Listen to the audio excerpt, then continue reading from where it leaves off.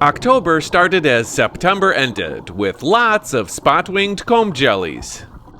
They only lasted for another week or so, but they provided food for lots of other sea life until the end.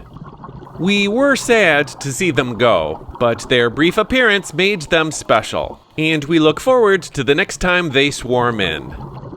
No worries though, there were lots of other special things that made October absolutely awesome.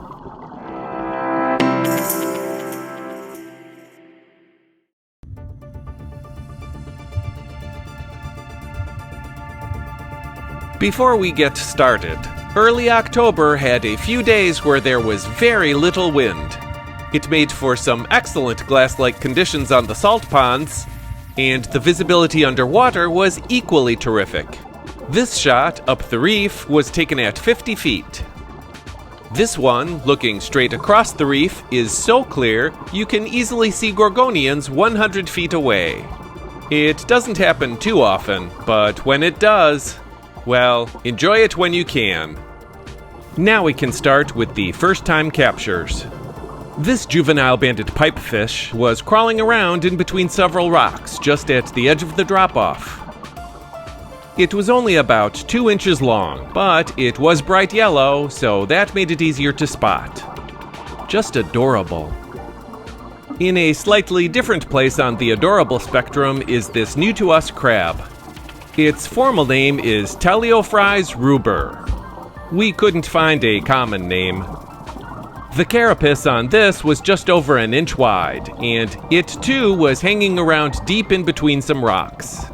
Let's keep that theme going. Now, there's a lot going on in this clip. It's yet another crevice in a coral head. See how it pays to go slow and get close sometimes? Anyway, these are squat anemone shrimp. And this is a club-tipped anemone that's about to catch a bloodworm. But neither of those are new. What is new is the dark red limpet just above. Check out the turning action. We haven't seen too many limpets, and have never seen one in motion. If you thought we might make it 4 small subjects in a row, you'd be wrong. There are actually 5, so we have 2 more to go. The snail in this gorgeous half-inch ridged shell is a Nassa istilbus. We couldn't find a common name for this particular species, but the larger genus, Nassarius, is commonly referred to as mud snails. There are several different types of algae in this clip. Most we recognized. However, the small red leaves stood out. They turned out to be something called Peysonelia.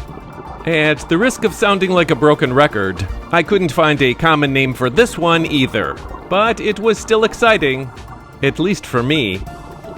If you liked the algae, you will love the new sponge footage. Just kidding. Technically, while we have seen red sieve encrusting sponge before, this was the first time we captured and documented it. It's the small red patch next to the larger red-orange encrusting sponge. Finally, we'll close this section with a Donax clamshell. Even though it's always a little disappointing to find a new shell without its original animal, it is still fascinating to see just how many different shell types, shapes, sizes, and colors there are. And that's just in our neck of the woods.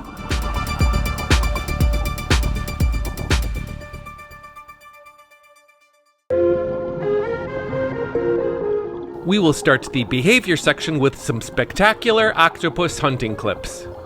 We found them at multiple sites, not only during our night dives, but during the day as well. They were changing colors, patterns, and textures. At the time, we observed the typical suspects hanging around, like conies and barjacks, waiting to catch anything trying to get away from the octopus. But when we looked at the footage later, this sand diver appeared to be hanging around on the periphery as well. After the octopus moves, the sand diver moves as well. Again and again. We haven't really seen those join in before. Equally fun to watch from a hunting perspective are spotted eagle rays. Typically, we see them foraging over vast sandy shallows. However, we were lucky enough to capture this one in a somewhat unexpected location.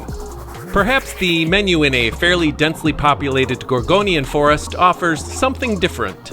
Nobody likes going to the same restaurant all the time. Although I wouldn't necessarily call this hunting, we did capture an elegant anemone enjoying a snack. Watch this tiny fish as it gets closer to the anemone.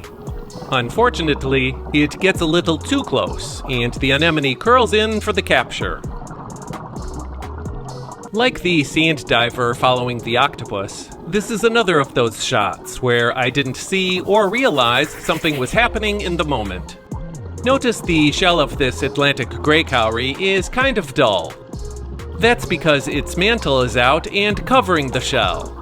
However, as the cowrie crawls along, it starts to pull the mantle in slowly, revealing the shiny shell underneath. You can see the edge of the mantle here. Fun fact, the mantle not only protects the shell, but also deposits enamel, building it up and giving it a glossy look. If you'd like to learn more about cowrie shells, we have a link to an interesting article about them below. Moving on from food to another of marine life's primary activities, we spotted a couple of barjacks in what looks like some sort of courtship ritual. At least that's what I thought it was. But Wikipedia describes mating activities occurring earlier in the year and in large schools. Either way, the black one swam around the lighter one like this for over 5 minutes. Hey, here's a bad segue. We saw the short-nosed spadefish again. It's been a while, although technically we haven't been looking for it. Based on photo and video evidence from over the summer, this appears to be the same one. We do have something new to share though. On this particular occasion, we actually saw it swim. Well, just briefly. Still kind of cool. Our last behavioral clips are a bit of a downer, but we do have to report that coral bleaching has begun in earnest. It started in the shallows, and fire corals were the first ones impacted. At the beginning of the month, they still had some coloring, but by the end of the month, most of them were just completely white. From there, we've seen other hard corals impacted, like sheet coral, star coral, brain coral, mustard hill coral, and lettuce coral. Sadly, it's not just in the shallows either. Deeper water is warming up as well. This boulder star coral at 70 feet was all white, as was this sheet coral down around 90 feet. More and more white patches are popping up all over the reef. Per Stanapa, rising sea temperatures are expected to continue through December. Hopefully, cooler waters in January will bring some relief to the reef. Okay, we can't really end the behavior section so dismally. So here is a rather cute reticulated hermit crab that somehow managed to capture a bloodworm swarming around my lights during a night dive. The worm was about twice its size. I have no idea how much they can eat, but kudos to you for the ambition, man.